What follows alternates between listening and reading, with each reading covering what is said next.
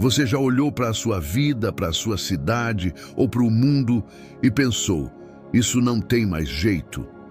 Que a maldade, a corrupção, a indiferença a Deus chegaram a um ponto tão extremo que o juízo parece ser a única resposta possível? A Bíblia nos conta a história de uma cidade que era exatamente assim. Uma cidade tão perversa que a sua maldade, como um mau cheiro, subiu até a presença de um Deus santo. E a sentença de destruição já estava decretada.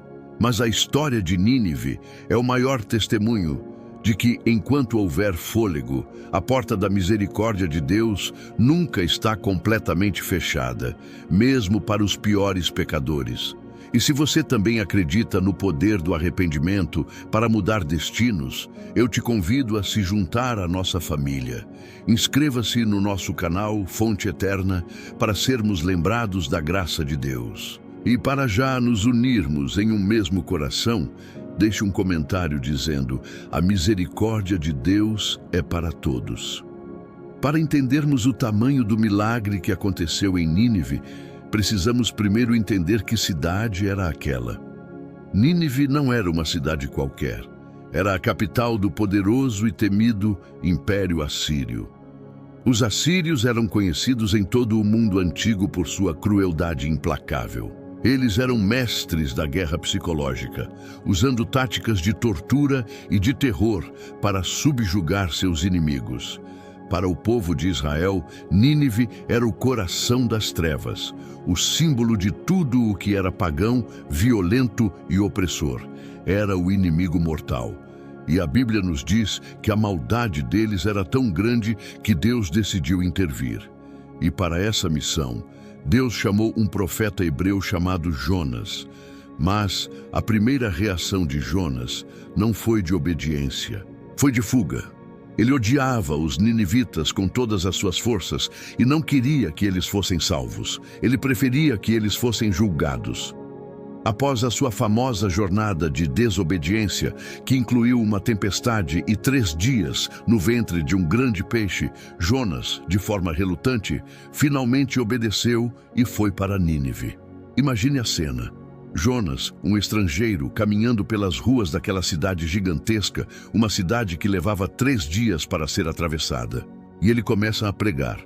E a sua mensagem foi provavelmente o sermão mais curto e menos entusiasmado de toda a história.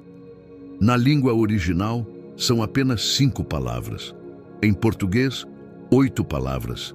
Ainda 40 dias e Nínive será subvertida. Era isso. Não havia um convite ao arrependimento, não havia uma oferta de graça, não havia uma explicação sobre o amor de Deus. Era apenas uma declaração de juízo, fria e direta, um cronômetro de 40 dias para a destruição total. E então, o impensável aconteceu.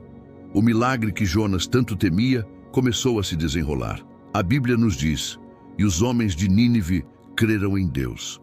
A cidade mais perversa do mundo, ao ouvir o sermão mais curto do profeta mais relutante, creu. O avivamento começou com o povo.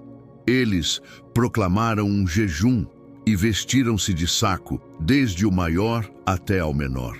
Vestir-se de saco era um sinal exterior de um luto e de um quebrantamento interior. A notícia daquela reação popular chegou aos ouvidos do homem mais poderoso da cidade, o rei de Nínive, e a reação dele foi ainda mais radical.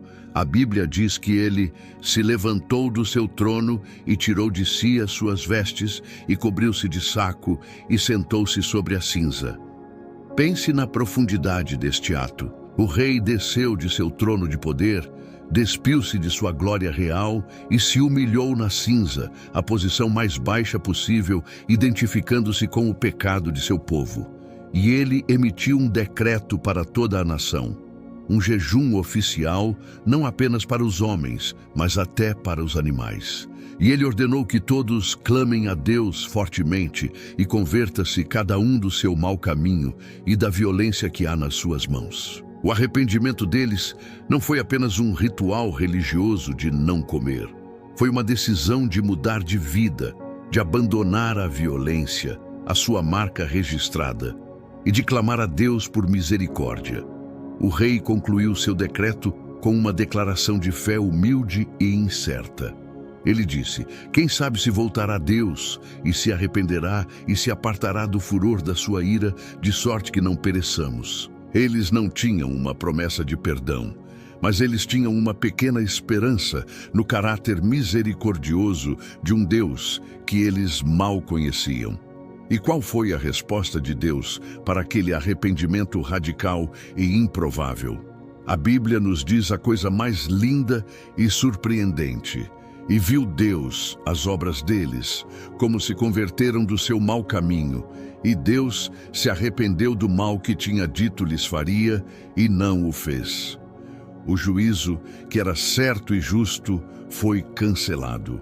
A graça triunfou sobre o julgamento.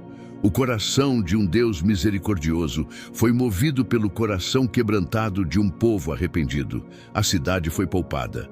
Mas a história não termina aí. O livro de Jonas tem um último capítulo que talvez seja o mais importante de todos. Jonas, o profeta, ao ver que Deus havia perdoado Nínive, ficou furioso. Ele queria ver o fogo do céu consumindo seus inimigos. Ele se sentou do lado de fora da cidade, com raiva de Deus, esperando para ver se algo ainda aconteceria. A misericórdia de Deus para com os outros foi um insulto para a justiça própria de Jonas. E Deus, em sua paciência infinita, ensina a Jonas a sua lição final. Ele faz crescer uma planta para dar sombra a Jonas, e o profeta fica muito feliz com a planta. Mas no dia seguinte, Deus envia um verme que seca a planta, e Jonas fica com tanta raiva que deseja a morte. E então Deus lhe faz a pergunta que ecoa até nós hoje: tens tu compaixão da aboboreira, na qual não trabalhaste? E não hei de eu ter compaixão da grande cidade de Nínive, em que estão mais de 120 mil homens, que não sabem discernir entre a sua mão direita e a sua mão esquerda, e também muitos animais? O livro de Jonas não é, no final, sobre um grande peixe ou sobre a destruição de uma cidade. É sobre a imensidão do coração misericordioso de Deus. É uma lição para Jonas e para nós, de que a graça de Deus é muito maior do que as nossas categorias, do que os nossos preconceitos. Nós, muitas vezes, queremos que Deus seja justo com os nossos inimigos e misericordioso conosco. Mas Deus nos mostra que a sua misericórdia se estende a todos que se arrependem. A história de Nínive é a prova definitiva de que ninguém está longe demais do alcance da graça de Deus. Se a cidade mais cruel, mais violenta e mais pagã daquela época pôde ser perdoada através de um simples ato de arrependimento, então há esperança para qualquer um. Há esperança para a nossa família, para a nossa cidade, para a nossa nação e, o mais importante, para o nosso próprio coração. Que a história de Nínive expanda o seu coração para que ele seja do tamanho da misericórdia de Deus. Que você possa ver as pessoas não como inimigas a serem julgadas, mas como almas preciosas que Deus ama e deseja resgatar. E que a sua vida seja um reflexo dessa graça que não faz acepção de pessoas, sempre pronta a celebrar o arrependimento e a volta para casa.